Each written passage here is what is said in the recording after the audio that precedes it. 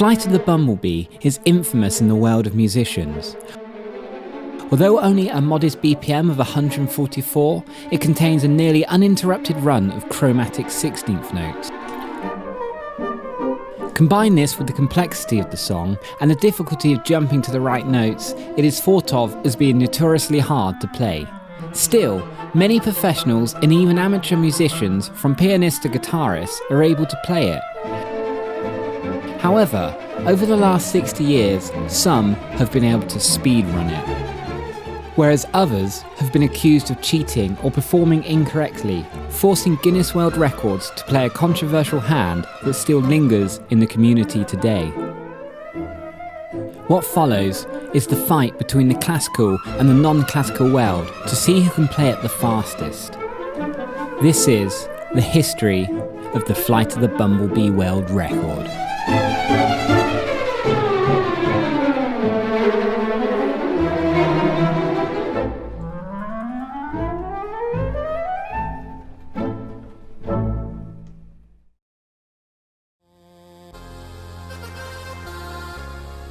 So picture this, it's 1987 and you're Key Marcello and you have to walk on stage in front of thousands of people and prove your virtuoso-ness in the era of shred guitarists such as Steve Vai and Uni Manstein.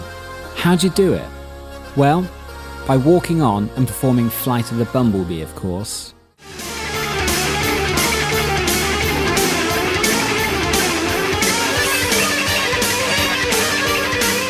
Key Marcello is better known as the guitarist from the rock band Europe that had the #1 hit with the Final Countdown. But was he the first to get the record from the classical world?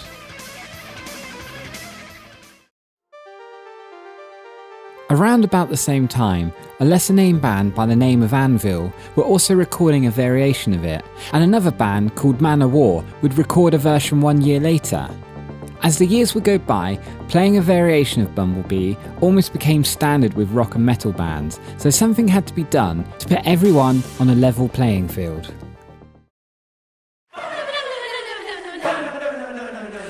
Flight of the Bumblebee was originally a musical composition by Rimsky-Korsakov for solo violin and orchestra. It was written as an interlude for his opera The Tale of Tsar Sultan, but has become widely recognised in film and music. From its original intent of expressing the chaotic flight of a bumblebee, to chases in video games, and much more.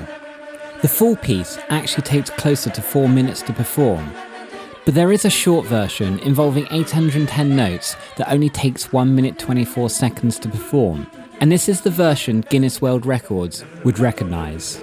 So what did this mean for Marcello? Well, although Marcello did play the song quite a few BPM faster than the original and the fastest classical player at the time, his version wasn't illegible, so the record was still held by the classical world.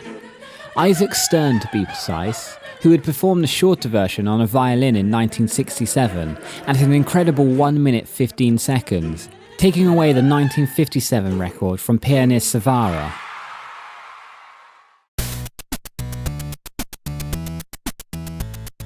If I was to ask you what band or musician represented girl power in the 90s, you wouldn't be foolish to answer something along the lines of Spice Girls. However, it was the ladies that actually stole the record from the classical world first. The Great Kat, an eccentric guitarist from America, was able to perform many of the chromatic lines at more than double the tempo, 300 beats per minute to be precise, and featured a version of this on her album Beethoven on Speed. However, it was a variation, so couldn't be allowed for the record. Plus, many in the community regarded her playing as sloppy and imprecise.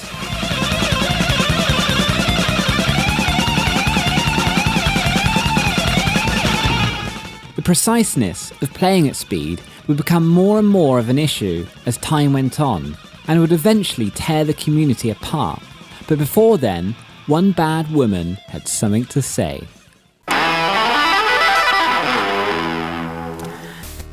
Jennifer Batten is more commonly known as Michael Jackson's live guitarist. It's a shame that in the 90s, most teenage girls could name you all 5 Spice Girls, tell you their height, weight and star sign, but had never heard of this female music virtuoso that stole the record from the classical world for the first time. Nevertheless, Batten took the record with 1 minute 3 seconds, using, at the time, an unorthodox tapping method.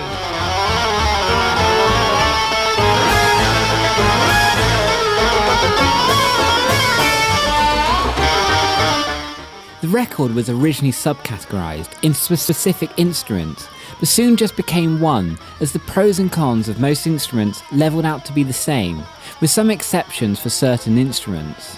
For any instruments that required the breath, certain phrases didn't have to be played, while circular breathing had to be done for the rest. Pianists had to play an accompanying part due to being able to play 2 different parts with 2 hands, and this led to a problem with Batten's record. Her record was using a 2-hand tapping method, which utilises force and sustain from a previous note to sound the next. The new implemented rules meant that each note would have to be plucked for the record to count. Another controversial win for the classical world. Batten's tapping method and other similar legato techniques such as hammer-ons and pull-offs are achievable on both classical and electric guitar, although they do suit electric much better. Because of this, Spanish and classical guitarists tend to develop a strong plucking technique. And one such Spanish guitarist that had this was about to get a time of 1 minute 6 seconds.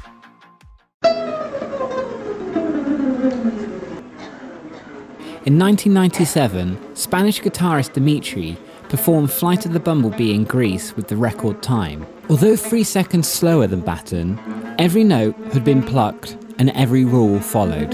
To further dominate his performance, he even performed some of the piano accompaniments. So, a new record had been achieved, but in the eyes of the non-classical musicians, this was performed on a classical guitar with classical technique. So as far as the community were concerned, the record, although beaten, was still in the hands of the classical world. So, by this point, you may be wondering why it's been just guitarists trying to be the fastest. Well, the truth is, it may not have been, and the record may have even been held by someone else on a different instrument at any time between the 60s and the 90s. The trouble is, historical evidence is limited, and the way different instrumentalists perform and record also differ. It was common for guitarists to record their versions, as they would be doing something different to the original song by adding drums and bass to it to make it fit the rock and metal genre. Pianists and violinists would usually only perform this live in orchestras, and when recording they often wouldn't go full speed, as they would want to maintain their reputation and let the music have feel. It's commonly regarded that music can go too fast and become sacrilegious, aka lose its feeling. Through the 80s and the 90s, guitarists like Eddie Van Halen were starting to find new ground on the guitar, which led to what we call the shred movement. Shred usually refers to playing speed over style or feeling, so it was more common for guitarists to go for speed over other instruments. However, over the next 8 years or so, after Dimitri beating the record, speedrunning Flight of the Bumblebee, along with shred guitar, wavered in popularity, until Valentine's Day 2005, when something was about to change the online world forever.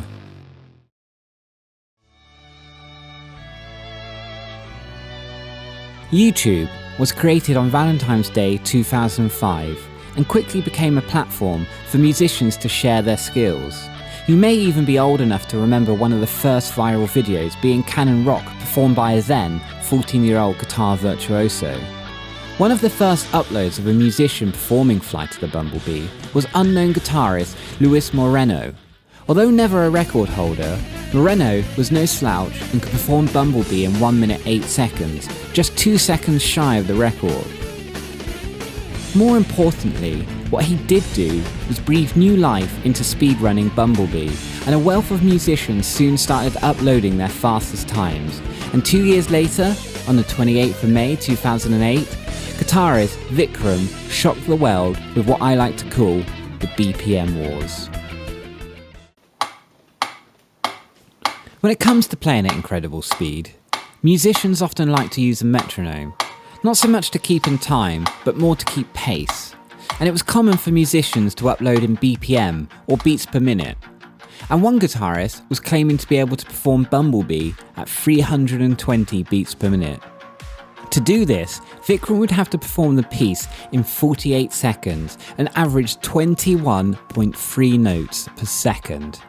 Surely this would be unbeatable and firmly put the record in the guitarist's hands.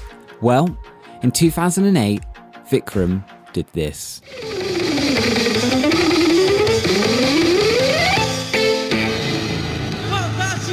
Vikram had done it and beaten the record by over 20 seconds.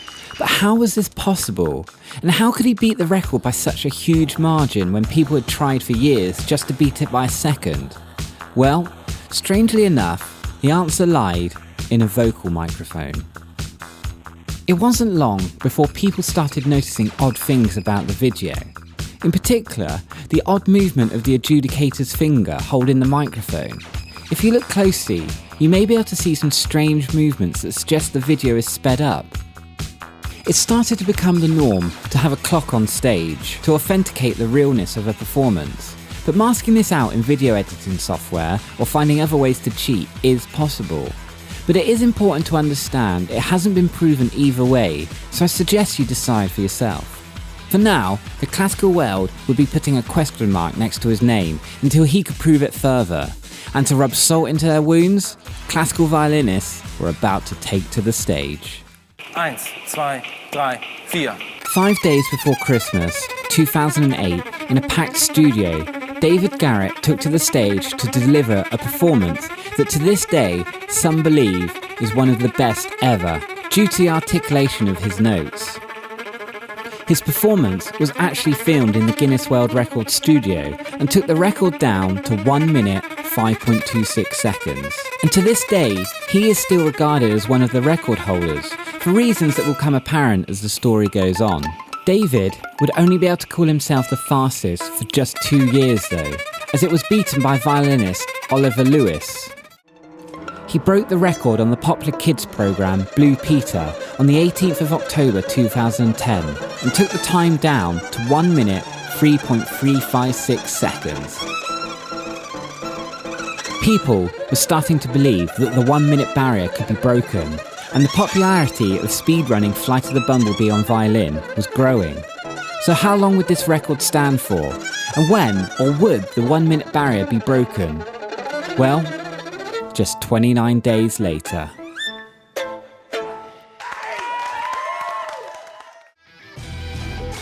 The violin went through its own grunge phase. By the late 2000s, electric violins were easily purchased and many violinists were playing rock guitarists at their own game by performing classical shred rock songs on violin. One of these such artists was Ben Lee of the violin duo Fuse. Not only was Ben able to snatch the record from Oliver just 29 days later, but he did it in 58.51 seconds. Ben had beaten the record and the 1 minute barrier.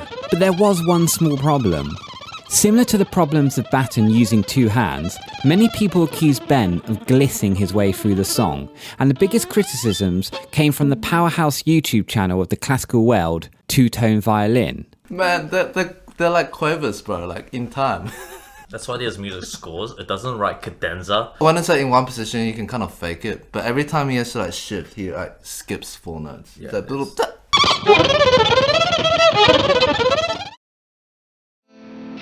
But what exactly is a gliss? In the context of the record, it is a case of using a slide to produce more than one note. Take this for example. If I play fret 1 on my guitar and slide it all the way up to fret 24, could it be classed as me playing 23 notes, or just 2, i.e. the first and the last? If I do it slowly, you can hear individual notes being played, but not so much with speed. This would also become a problem with the next contender, Honest John Taylor, aka Mile High Shred. One afternoon, in a guitar centre on the 24th of June 2011, Mile High Shred was about to attempt not just 320 BPM, but 600. However, it may be truer to say he accomplished it. Flight of the Bumblebee in inhuman time. But had the guitarist claimed the crown for good? Well, many years later, Mile High Shred actually denied his own record. Although Guinness World Record had sent in the certificates, he eventually gave them back after he was involved in a rather exciting experiment.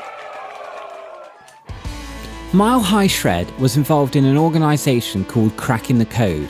He was actually wired up and examined about his picking speed, and the results showed that he was unable to pick at a speed needed to play every note. So the 600 BPM record would be classed as a Gliss record. In fact, he was only able to pick every note on an early attempt of 250 beats per minute. You wouldn't be wrong in thinking he still kept the record though, because 250 BPMs is 52 seconds. But there was something else in his run that Guinness was about to disallow. TAS. TAS stands for Tool Assisted Software. Most people's choice of TAS is a MIDI controller. This allows a user to score notes and have the computer play them back at any speed. There is rarely a limit to how many notes could be played at the same time either. And because of the tone or choice of instrument the MIDI device plays, it can be played 100% clean and clear. This also makes performing the Flight of the Bumblebee much easier, as you essentially have a foolproof performer with you, one that can even cover up a note if you miss it. It seemed guitarist couldn't get a break, and to add insult to injury, later that year, Eric Speed would bring the record down from the classical world even more to 55 seconds.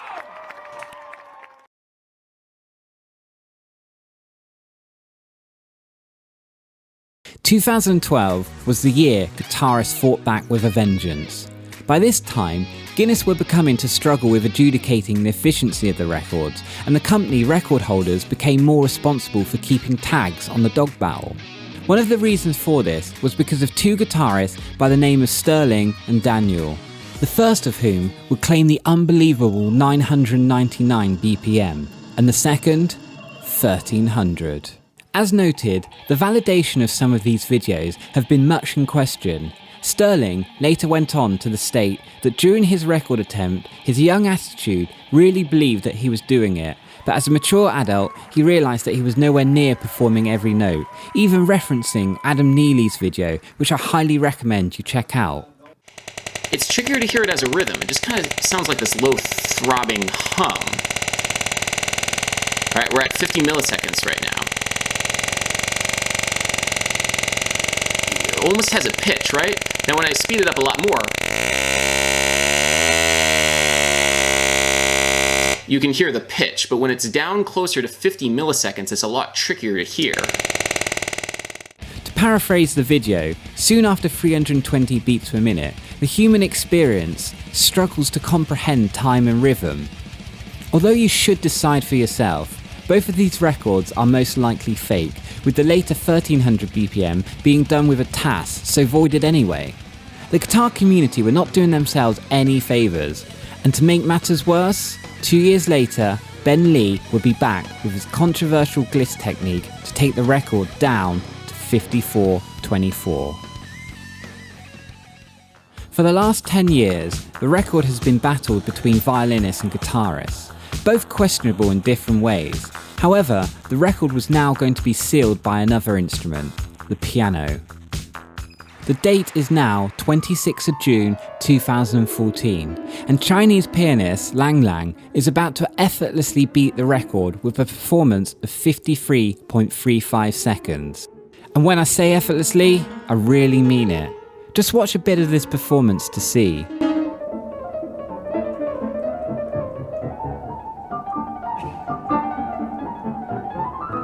This performance was also done live with an audience, thus giving it a lot of authenticity.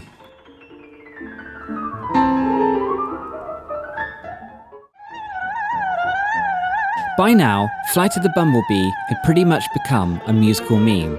It was almost becoming a cliche that it would feature some inhuman speed, a random adjudicator walking about, and a clock running on real time. The audio and video quality is always really poor as well, and this does make cutting and cheating much easier. It's a shame because videos like this were probably taking the limelight away from real authentic musicians. The next supposed attempt was 1600 BPM from guitarist Nirvana B in December 2015. I'm going to be bold enough to say this is fake. I've been learning editing for the past year and I start to notice discrepancies in video. The usual signs to look for in fake videos are lighting and shadows. Take a look at this bit here. Notice this guy's shadow just disappears. This is most likely because multiple video clips have been spliced together, making one. But again, make your own mind up. If it is fake, then guitarists, again, are not doing themselves any favours. But unfortunately for the classical world, a violinist called Bob Dylan was going to take flight of the Bumblebee from being a meme to being an embarrassment. This was a performance on the Australian TV programme Studio 10. I'll let you make your own mind up about the quality and professionalism of this. Either way, even an untrained musician can hear the array of wrong and missed notes. The performance was 44 seconds, although he claims he can do it in 38.1. It's been calculated that he missed about 30% of the notes, and not all of the 70% notes he played were right. So what had these last two attempts done? Well, unfortunately, they really did destroy the musicality of these records and really seal Flight of the Bumblebee becoming a meme. No longer an amazing piece of music for virtuosos to show off their expertise, but something to fraudulently cheat at or turn into a joke. In fact, in 2010, Guinness had this to say. It's worth noting that this is no longer a category that our records team monitor. The record has been wrested. Our records managers are no longer able to monitor fastest musician records as it has become impossible to judge the quality of the renditions, even when slowed down. In terms of monitoring the number of musical notes, it is not clear if all the notes have been played fully. This actually means that officially the record is still held by David Garrett with 1 minute 5.26 seconds. Although record setters started doing them afterwards, there really is no officialness to these records. In researching this record, even Daniel has now claimed to be able to do it at 2000 beats per minute. I did, however, come across one potential authentic record, released only recently on the 29th of September 2020. It's new to YouTube pianist Taram, with a time of 50 seconds. Well, Taram claims to not know video editing well enough to speed it up. It is hard to believe this, as he is using a video piano program called Cynthia. I like to think I'm not too shabby at video editing, and I found Cynthia a lot harder to use and get working than 2 clicks of a button to speed something up. Even still, this guy has risen his channel on YouTube faster than anyone. He is clearly an insane player, and this is most likely a genuine performance. Again, it's up for you to decide.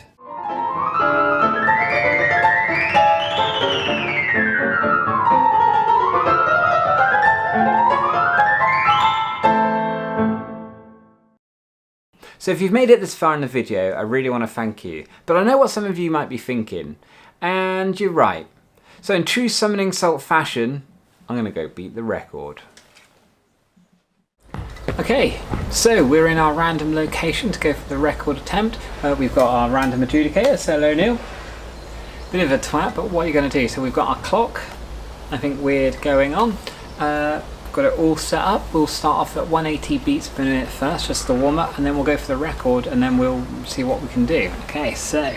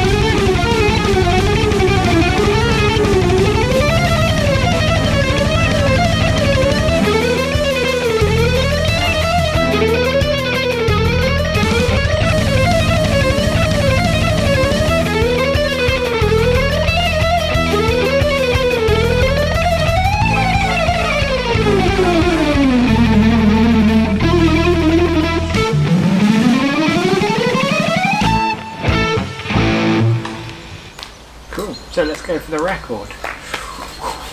Where is this?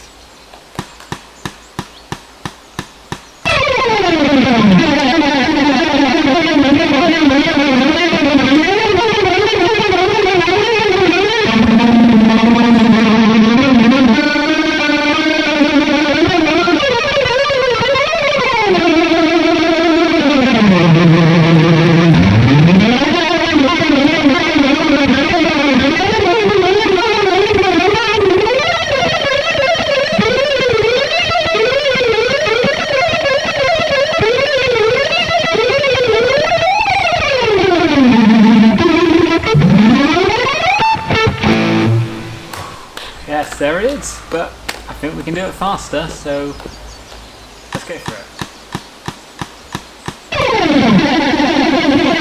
it.